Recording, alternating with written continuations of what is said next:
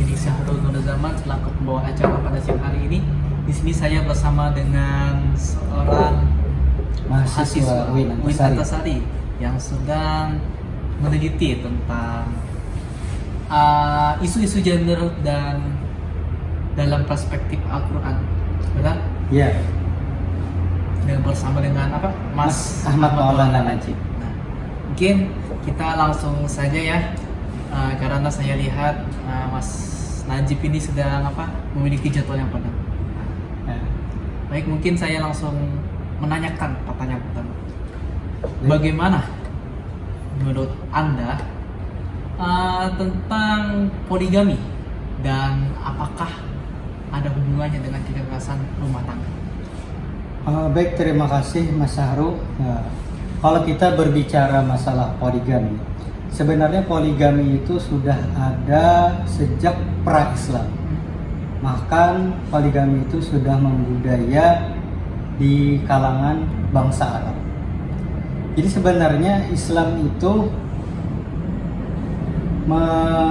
khususnya Al-Quran menurunkan ayat tentang poligami yang disuarakan orang itu sebenarnya untuk membatasi perkawinan, bukan untuk semata-mata membolehkan, mewajibkan 4 istri. Iya, semata-mata untuk menyuruh kawin beberapa istri, bukan. Sebetulnya untuk membatasi. Karena di zaman itu orang-orang kafir Quraisy itu istrinya bisa 8. Iya, betul. Islam datang itu justru membatasi maksimal 4 gitu ya. Iya. Hal ini bisa kita lihat di ayat di surah An-Nisa tentang ayat yang menjadi pembolehan poligami. Kita lihat ayatnya. Itu ayat 3 surah An-Nisa. Di situ berbunyi, wa in khiftum alla tuqsitu fil yatama fankihu ma taba lakum minan nisa'i mathna wa thulatha wa ruba'. Nah, di sini Islam membolehkan bahwa kita boleh beristri 2, 3, 4. Tapi ada syaratnya. Syaratnya kita harus bisa berlaku adil. Di kata-kata mathna wa thulatha wa ruba', atau boleh kita artikan kita boleh beristri 2, 3, dan 4. Sebenarnya Al-Quran ada lagi menyebutkan di ayat yang lain dalam surah yang sama.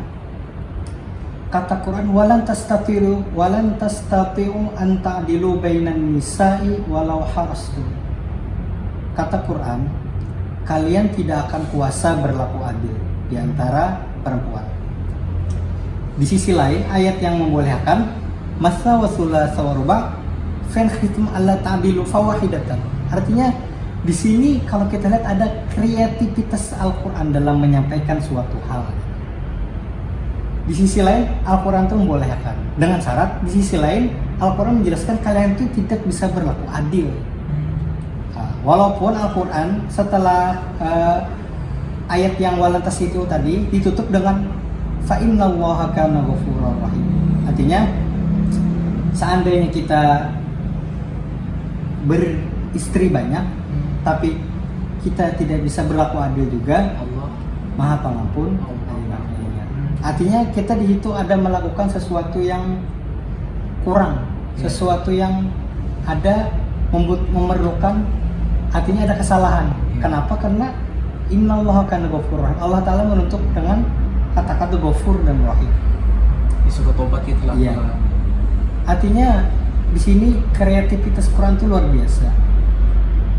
Pada zaman dulu kalau Al-Quran itu langsung melarang bahwa tidak boleh beristri dan lebih daripada satu, itu akan menimbulkan gejolak yang sangat besar. Kenapa? Karena memang poligami itu memang membudaya dari bangsa Arab. Tiba-tiba dilarang, mereka itu akan memberontak.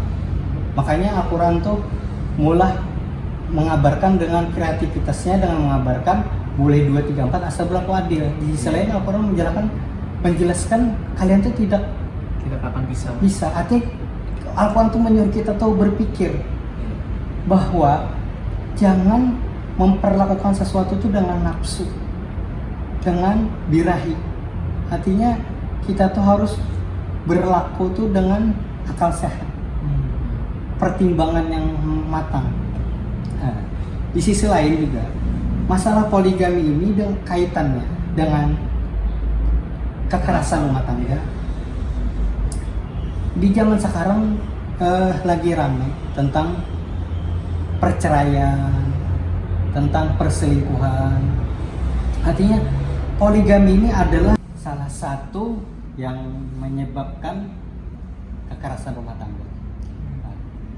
Al-Quran telah menjelaskan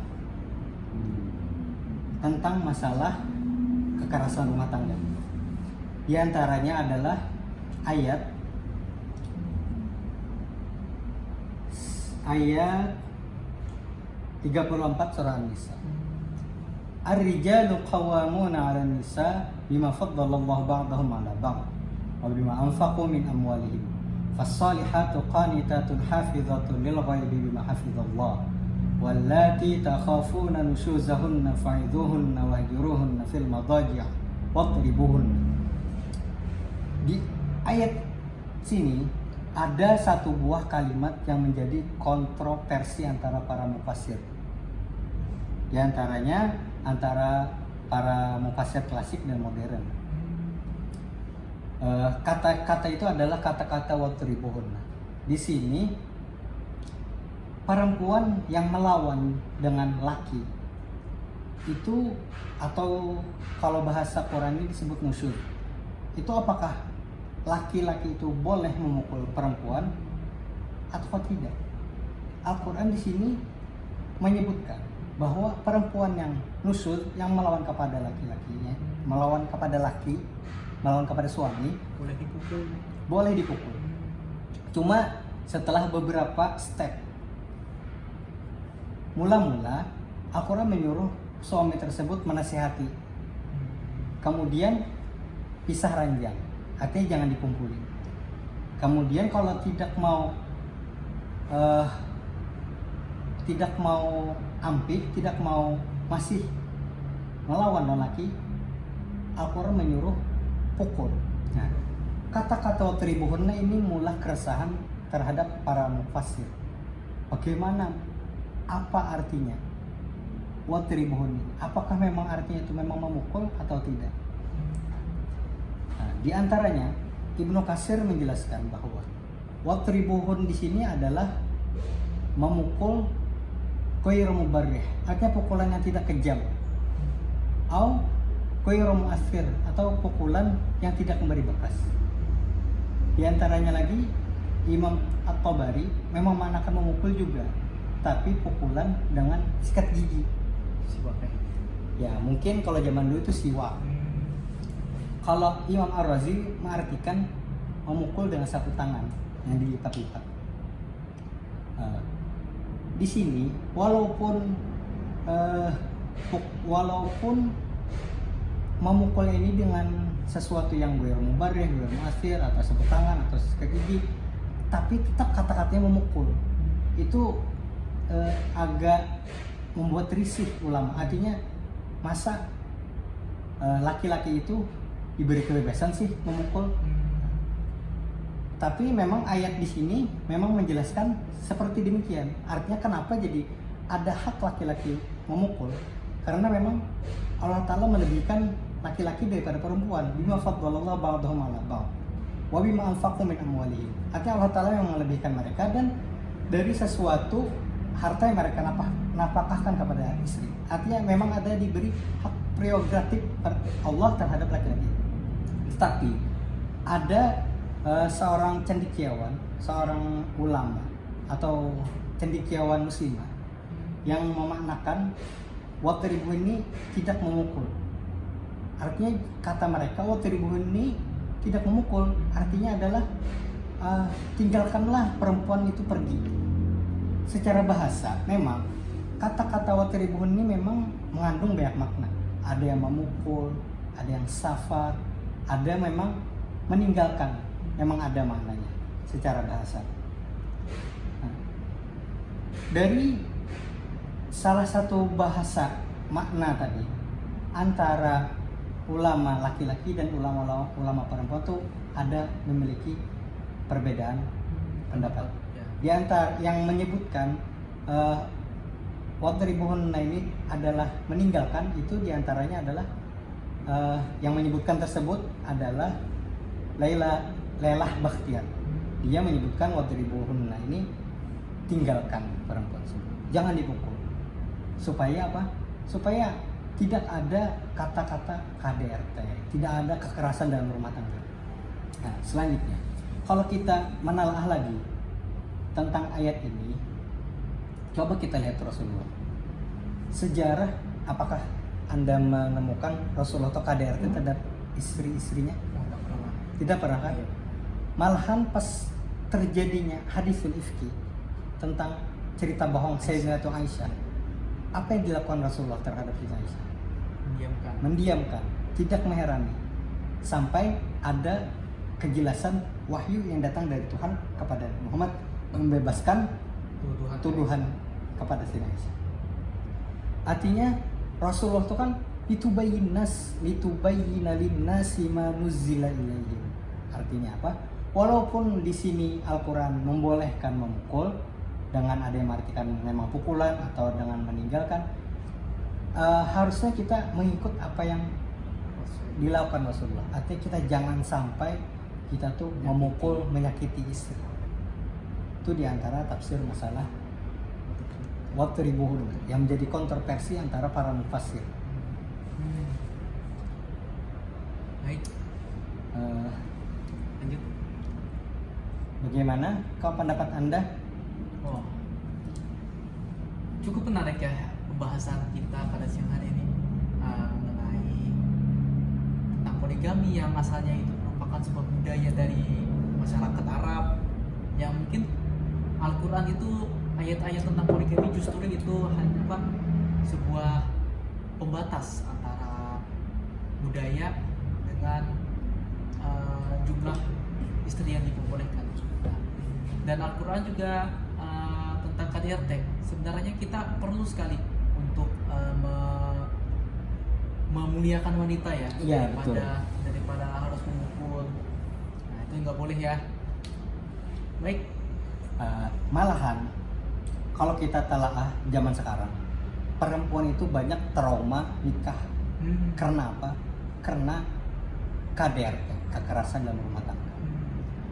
Ini adalah suatu hal yang risih.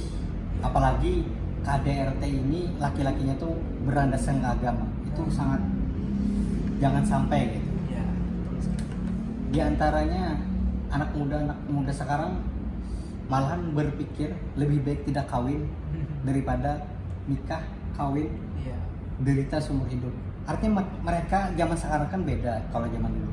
Zaman dulu kan memang laki-laki itu memberi nafkah kepada perempuan.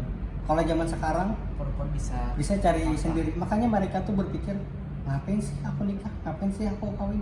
Kok aku bisa cari uang sendiri, bisa menghidupi diriku sendiri daripada menderita seumur hidup aku dikekang oleh seseorang. Maksudnya adalah kita sebagai laki-laki itu jangan sampai merasa memiliki segala-galanya, memiliki kewenangan yang sangat luar biasa, jangan sampai gitu. Apalagi kan Al-Quran menjelaskan di awal surat An-Nisa, ya ayuhan nasu taqu rabbakumul ladzi khalaqakum min nafsin wahidah. Artinya laki-laki khalaqakum min nafsin wahidah. Laki-laki dan perempuan itu diciptakan min nafsin wahidah, dari jiwa yang satu. Artinya ada kesetaraan antara laki-laki dan perempuan. Memang ada kelebihan yang diberikan Allah Ta'ala. Karena apa? Karena memang Allah Ta'ala memberikan, dan karena usaha laki-laki untuk menghidupi perempuan, karena ada hak prerogatifnya. Tapi itu jangan sampai dilandaskan, jangan sampai semua itu kita sewenang-wenang terhadap perempuan.